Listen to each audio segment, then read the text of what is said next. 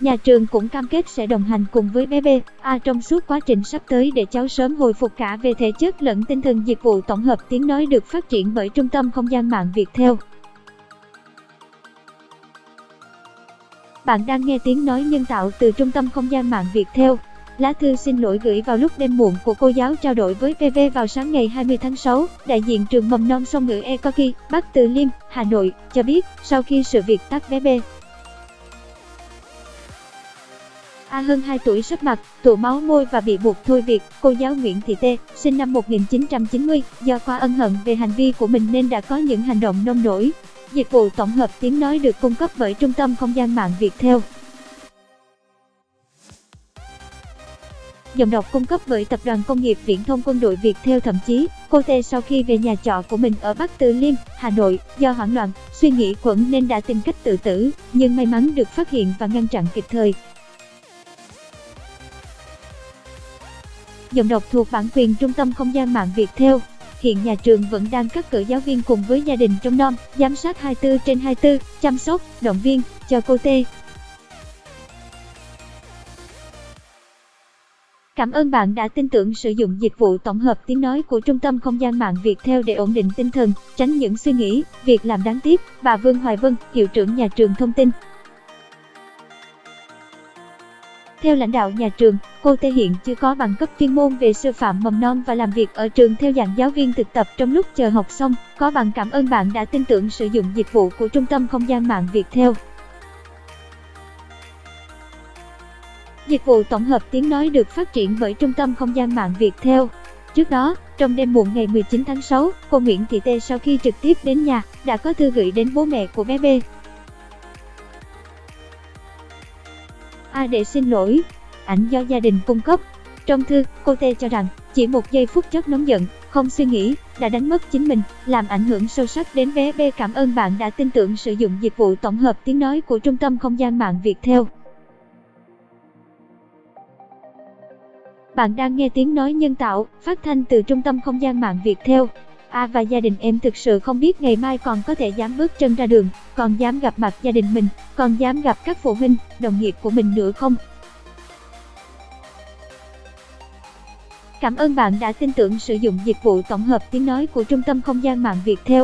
Em biết chị và gia đình không thể tha thứ cho em, cũng không muốn nghe lời em nói, nhưng em hết sức xin lỗi. Cô T.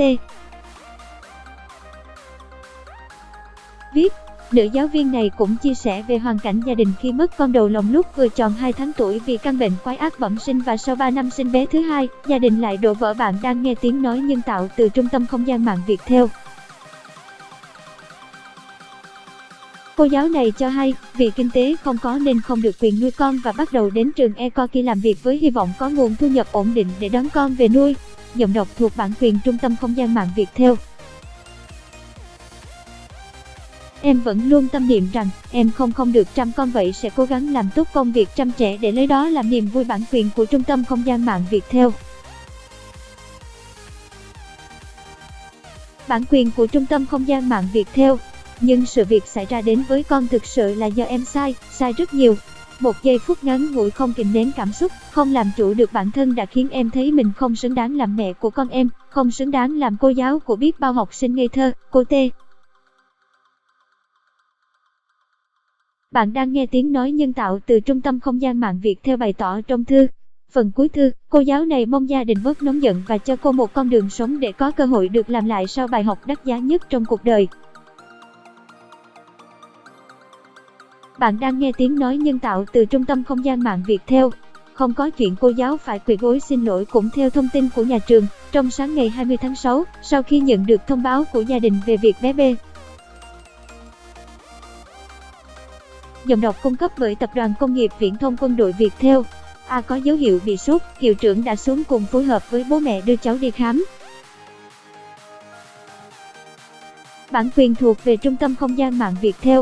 Nhà trường cũng cam kết sẽ đồng hành cùng với bé B, A trong suốt quá trình sắp tới để cháu sớm hồi phục cả về thể chất lẫn tinh thần. Trao đổi với PV, chị Nguyễn Linh, mẹ cháu B, A, cũng xác nhận việc con hơi bị sốt và sáng ngày 20 tháng 6, gia đình đang đưa cháu đi khám. Cảm ơn bạn đã sử dụng giọng đọc nhân tạo của Viettel. Bạn đang nghe tiếng nói nhân tạo, phát thanh từ Trung tâm Không gian mạng Viettel. Theo chị Linh, trong tối qua con khá ổn, chơi ngoan, tinh thần tốt. Tuy nhiên, do miệng đau nên ăn ít và ngủ còn thổn thức, không theo người lạ, chỉ bám bố mẹ và dì. Tạm thời, gia đình sẽ cho bé nghỉ học để chăm sóc cho ổn định và sau này sẽ tìm một trường khác đảm bảo hơn giọng đọc cung cấp bởi Trung tâm Không gian mạng Viettel. Chị Linh cho hay, bản thân gia đình vẫn muốn trừ một con đường cho cô giáo làm lại, nên trong quá trình tiếp rất bình tĩnh, lịch sự khuyên nhủ, chỉ rõ lỗi của cô để sau này có thể chọn nghề nào đó cho phù hợp hơn. Tiếng nói từ Trung tâm Không gian mạng Viettel. Bản quyền thuộc về Tập đoàn Công nghiệp Viễn thông Quân đội Viettel. Người mẹ này cũng khẳng định, thông tin trên mạng xã hội cho rằng cô giáo phải quỳ gối để xin lỗi gia đình là hoàn toàn không chính xác. Về phía nhà trường, theo chị Linh, gia đình chỉ yêu cầu nâng cao tinh thần trách nhiệm với tất cả các con và cần họp phụ huynh thông báo để các bố mẹ nâng cao tinh thần bảo vệ con mình, cũng như để các cô tại trường nâng cao tinh thần trách nhiệm, kiên định hơn với trẻ giọng đọc cung cấp bởi Trung tâm Không gian mạng Viettel.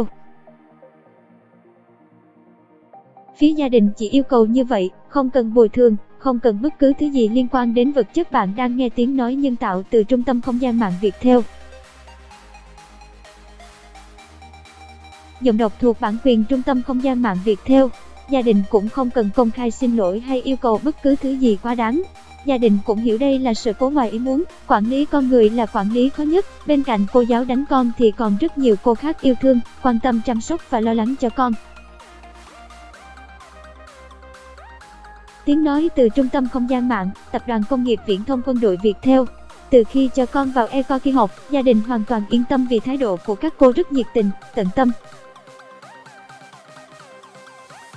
Hành động có thể là bộc phát nhưng cũng làm ảnh hưởng không nhỏ đến trường. Hy vọng đây là một bài học để các cô quản lý nâng cao hơn chất lượng tuyển giáo viên đầu vào. Chị Linh chia sẻ dịch vụ tổng hợp tiếng nói được phát triển bởi Trung tâm Không gian mạng Viettel.